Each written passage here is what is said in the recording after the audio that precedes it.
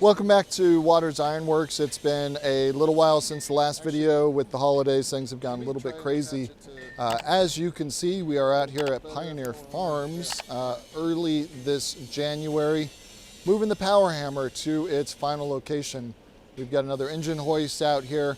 Luckily, we only have to shift it 8 feet or so this time and get it into the final spot. We've got a bunch of stuff that I'll show you at the end of the video, the motor and a couple other things that we've ordered for it. My goal is to have this thing up and running by March, and I think we'll be pretty good to do that. Hopefully you guys will be excited to see the journey that we go through, and I'll put some resources out there for anybody who's looking at restoring one of these power hammers themselves. And without further ado, more moving the power hammer. Do we need to move the piece of metal that way? It's caught on the green over here. Can we? I think set it down and let's come at it from this direction instead so that we've got room in between the legs.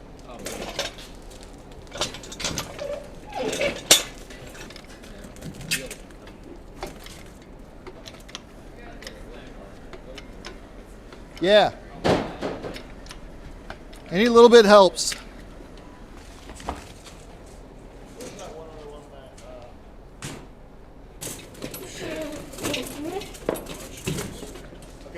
All right.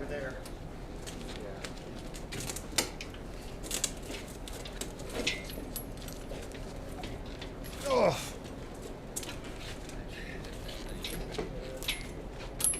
Yeah, let's get this wheel on. Should we just get a piece of metal?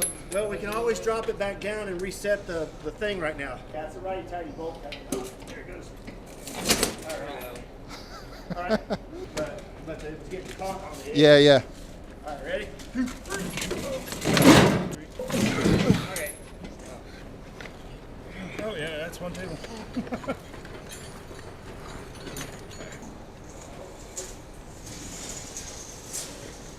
What orientation? I'll just put it, yeah, I don't know. I don't think we're going to be moving it a whole lot for this, right?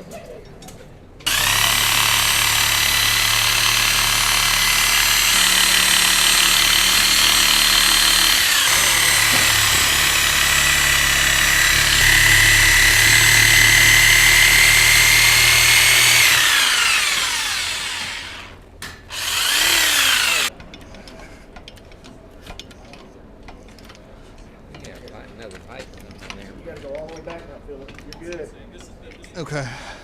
You just gotta go all the way back and get the wheels on. Oh, there we go. Yeah, I'm not good enough though. Oh, Just one wheel. There we go. All right.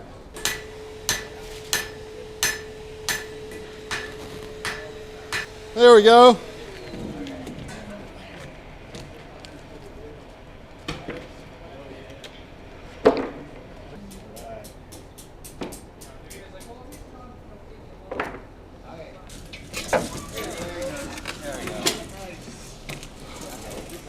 We're gonna run over the mat. That's all right.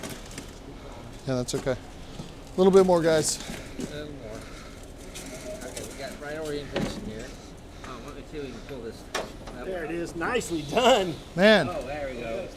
Wow, look at that. So after a little bit of effort, we've got the power hammer where it's going to live in the shop. You guys saw the move for that. And how we're planning on anchoring this, right? We put a concrete pad down with some rebar in it. That concrete is 6 inches thick. We've got a piece of plywood on top of that. And then I bought a heavy duty rubber mat designed for horse stalls from Tractor Supply. Put that on. Next step is we're gonna bring a hammer drill out. We've got a 1/2 inch drill. This is a foot long. We're gonna drill down in there. We've got some 7-inch concrete anchors. Drop those down into it and anchor all this stuff real securely down. Grab some rubber washers for it as well, just to help with the vibration on the power hammer. And that should keep this thing steady and safe as we're working on it. I've started ordering a bunch of the stuff that we're going to need for the power hammer. So let's take a look at that. So let's bust open our motor. This is a 2 horsepower motor from Grainger. It is very well packed. Or I ordered it from Grainger. It's actually a Dayton motor.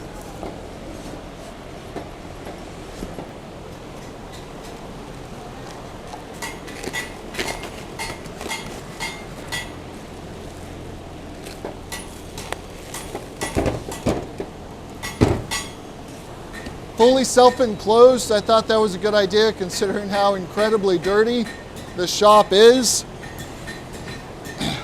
And the idea is that this motor, it's going to have an expander that's going to fit on it. I bought a larger wheel that's going to slip on here. Then we're going to have a drive belt that goes on this wheel, and it's going to run around this guy here. The outstanding question that I need to figure out is where we're going to mount this motor. There's a couple different options I've seen with these power hammers, and different ways they came from the factory at the time. Sometimes the motor is mounted down behind them originally, and then running the belt up to, I think, right here. Sometimes, and I think this one was originally designed for a line-driven shop where it had power running overhead. So I'm thinking I might actually go up into the rafters, mount my motor up there, run a belt down, simulate a little bit of what that line-driven shop would look like, make the motor a little bit less visible to guests that we have coming out, since this is supposed to be a historic 1899 style shop. Before we can start doing that though, we've got a little bit more work. And what you guys should see in the next video is us pouring a new Babbitt bearing. So this is gonna sit in there. What we've got, some clay damming material. We're gonna have to put some sort of wood brace in here to hold this at the level that we want. We'll dam up the ends. It won't have this old bearing material in there. We melt a new bit of bearing, pour that down around the edges, do that on both sides, then set this in there. This goes on the top, and we can pour the top bearing in through here. And so we get a solid metal bearing all the way around here. That's the next big step that we got to do. I'm waiting on a shaft that we can pour the bearing material around.